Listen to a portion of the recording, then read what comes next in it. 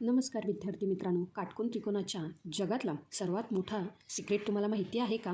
आजच्या व्हिडिओमध्ये आपण असा एक जादुई नियम शिकणार आहोत जो 2500 वर्षापासून गणिताची दुनिया गाजवत आहे. नमस्कार विद्यार्थी मित्रांनो, मी आहे तुमची मराठी लेक्चरवाली आणि आज आपण शिकणार आहोत पायथागोरसचा सिद्धांत. तर विद्यार्थी मित्रांनो, पहिल्यांदा जे काही पायथागोरसचा सिद्धांत समजण्यापूर्वी आपण काय करूया, हा जो काही काटकोन त्रिकोण आहे ह्या त्रिकोणाचे काय करूया रे, भाग समजून घेऊया. विद्यार्थी मित्रांनो, आता बघा इथे जो काही काटकोन त्रिकोण आहे म्हणजेच काय, असा त्रिकोण की ज्या त्रिकोणाचा एक कोन म्हणजेच हा जो एक कोन आहे हा असतो 90 अंशाचा. काय असतो रे, हा कोन किती अंशाचा असतो, 90 अंशाचा. त्यानंतर जे काही हा जो काही काटकोन त्रिकोण आहे ह्यामध्ये जे काही ह्या काटकोनासमोरची सर्वात मोठी बाजू ही काय असते रे, कर्ण. काय सांगितलं बघा, जी काही काटकोनासमोरची सर्वात मोठी बाजू, हा जो काही काटकोन आहे ह्या काटकोनासमोरची सर्वात मोठी बाजू काय असते रे, कर्ण. त्यानंतर जे काही काटकोना लगतची बाजू, ह्या दोन बाजू आहेत, तर एक असते ती पाया आणि दुसरी असते ती काय असते रे, उंची. काय असते, एक असते ती पाया आणि दुसरी काय असते, उंची. हा काय झाला रे, काटकोन त्रिकोण. म्हणजे काटकोन त्रिकोणामध्ये एक कोन 90 अंशाचा, त्याच्या समोरील बाजू कर्ण, एक बाजू पाया तर दुसरी बाजू काय असते रे, उंची. लक्षात आलं का विद्यार्थी मित्रांनो? तर विद्यार्थी मित्रांनो, आता हा जो काही पायथागोरसचा सिद्धांत आहे तो नेमका काय आहे बरे, तर बघा हा जो काही काटकोन त्रिकोणात हा कर्णाचा वर्ग इतर ज्या दोन बाजू आहेत म्हणजेच काय, पाया आणि उंची यांच्या वर्गाच्या बेरजे इतका असतो. हा काय झाला रे, पायथागोरसचा सिद्धांत. लक्षात आलं का विद्यार्थी मित्रांनो? म्हणजेच पायथागोरसचा सिद्धांत काय आहे बघा, काटकोन त्रिकोणात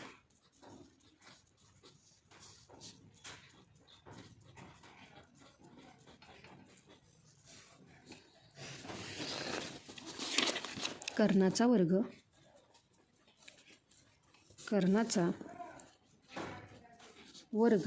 हा इतर दोन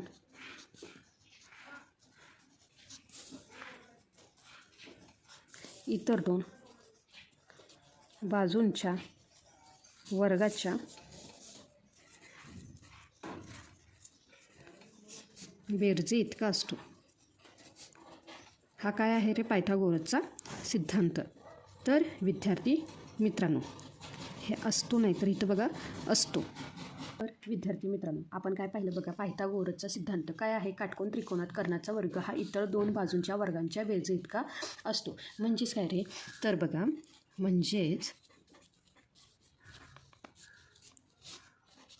कर्णचा वर्ग म्हणजेच काय, कर्ण वर्ग बरोबर काय येणार आहे बघा, हा कर्ण वर्ग बरोबर काय असणार आहे, तर इतर दोन बाजू कोणती आहे, पहिली आहे पाया, दुसरी आहे उंची.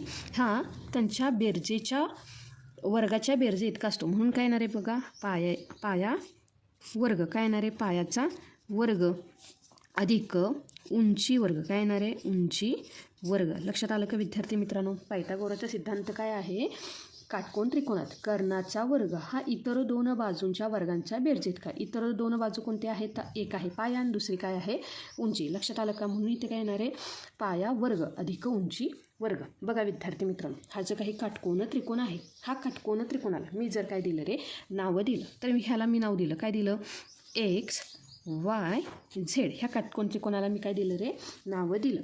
तर आता बघा जो काही त्रिकोण आहे काय आहे बघा, जो काही त्रिकोण काय आहे रे, एक्स वाय झेड. म्हणजेच बघा त्रिकोण एक्स वाय झेड मध्ये काय आहे, एक्स वाय झेड मध्ये जो काही वाय आहे हा काय आहे रे, म्हणजेच बघा जो काही कोन वाय आहे तो किती आहे रे, 90 अंश. काय आहे तो, 90 अंश.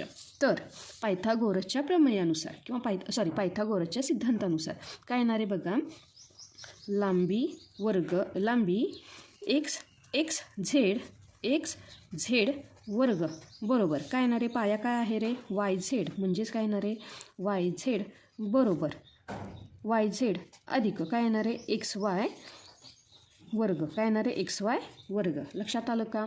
म्हणजेच काय, लांबी एक्स झेडचा वर्ग अधिक जी काही पायाची लांबी आहे ती किती आहे, वाय झेडचा वर्ग अधिक जी काही उंची आहे त्याच्यासुद्धा काय आहे, त्यांच्या लांबीचा जो काही वर्ग. हे काय आहे रे, पायथागोरसचं प्रमेय. लक्षात आलं का विद्यार्थी मित्रांनो?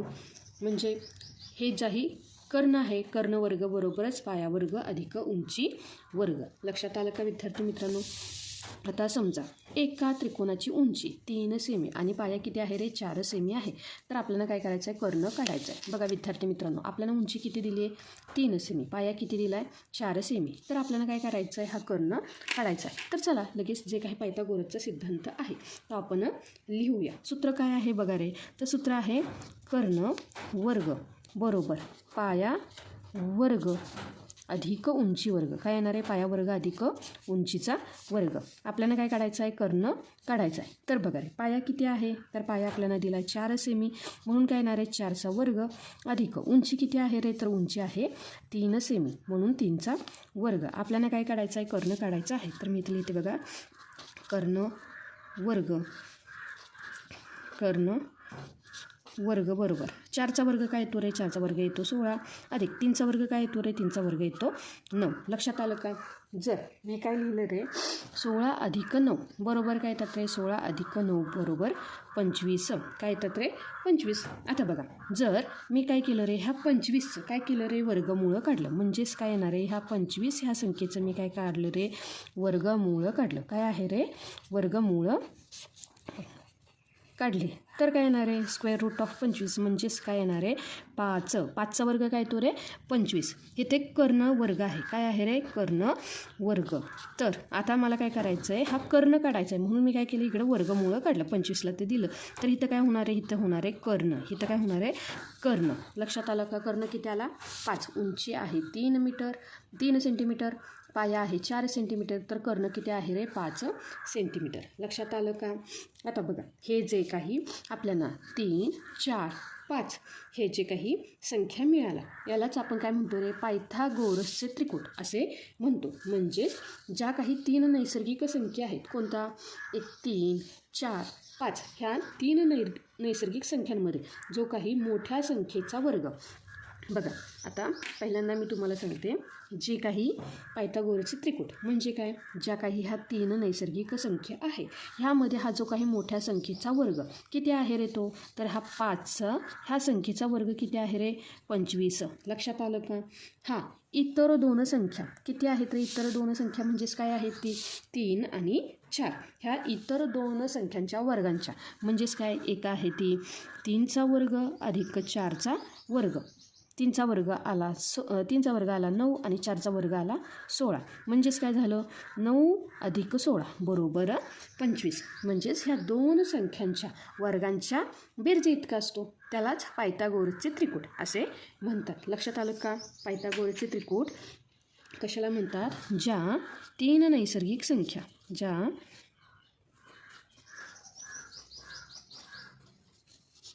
तर बघा 3 नैसर्गिक संख्यांमध्ये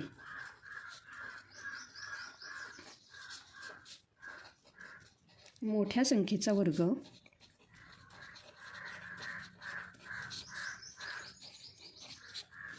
हा इतर दोन संख्यांच्या वर्गाच्या बेरजे इतका असतो.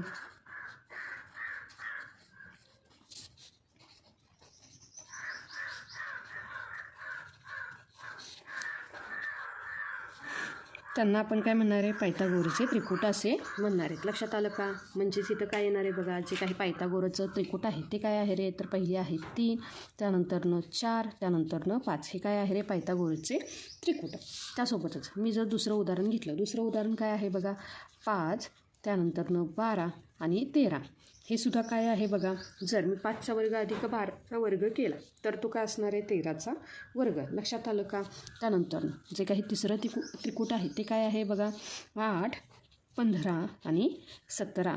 काय येणार आहे बघा, 8, 15 आणि 17. हे काय आहेत रे? पायथागोरसचे त्रिकूट आहेत. लक्षात आलं का? जसं आपण काय केलं, 3, 4, 5चं काय केलं रे? त्रिकूट काढलं. तसंच आपल्याला काय करता येतं रे? ह्या ज्या काही 2 संख्या आहेत हे काय आहेत रे? ते त्रिकूट आहेत. लक्षात आलं का विद्यार्थी मित्रांनो? आता बघा आपल्याला कोणती संख्या दिली आहे बघा रे? तर इथे संख्या दिली आहे दुसरं. जर मी 5चा वर्ग काढला म्हणजेच इथे काय येणार आहे बघा, 5चा वर्ग. काय येणार आहे? 5चा वर्ग येणार आहे 25. अधिक जो काही 12चा वर्ग आहे तो किती येणार आहे? 12चा वर्ग येतो 144 आणि 13चा वर्ग येतो किती येतो रे? 169. काय येतो? 169. तर बघा विद्यार्थी मित्रांनो, नैसर्गिक संख्यामध्ये जो काही मोठ्या संख्येचा वर्ग, ह्या 3 अंकांमध्ये मोठी संख्या काय आहे रे? 13. हा इतर 2 संख्यांच्या वर्गांच्या बेरजेत का, म्हणून मी ह्या दोघांची केली बेरीज आणि बरोबर असं लिहिलं. लक्षात आलं का? हे 5चा वर्ग आहे, हा 12चा वर्ग आहे आणि हा 13चा वर्ग आहे. तर बघा 144 अधिक 25 म्हणजेच काय झाले? 5 अधिक 4 बरोबर 9, 4 अधिक 2 बरोबर 6 आणि 1. लक्षात आलं का? म्हणजेच ह्या ज्या काही नैसर्गिक संख्या, ह्यामध्ये जी काही मोठी संख्येचा वर्ग हा ह्या ज्या काही इतर 2 संख्या आहेत त्यांचा जो काही वर्ग आहे त्या वर्गाच्या बेरजे इतका असतो. लक्षात आलं का विद्यार्थी मित्रांनो? आता हे जे काही आपण पायथागोरस हा सिद्धांत वापरला, म्हणजेच तुम्हाला माहिती आहे का, जेव्हा आपण काय करतो रे, एखादी ही शिडी आहे समजा, ही कुठे लावली आहे? आपण भिंतीला लावली. किंवा पतंग आपण काय करतो रे? उंचीवर उडवतो आहे. हे मोजताना किंवा इमारतीचे बांधकाम करताना इंजिनियर्स ह्या सिद्धांताचा काय करतात रे? वापर करतात. लक्षात आलं का? तर मित्रांनो, हा होता पायथागोरसचा सोपा सिद्धांत.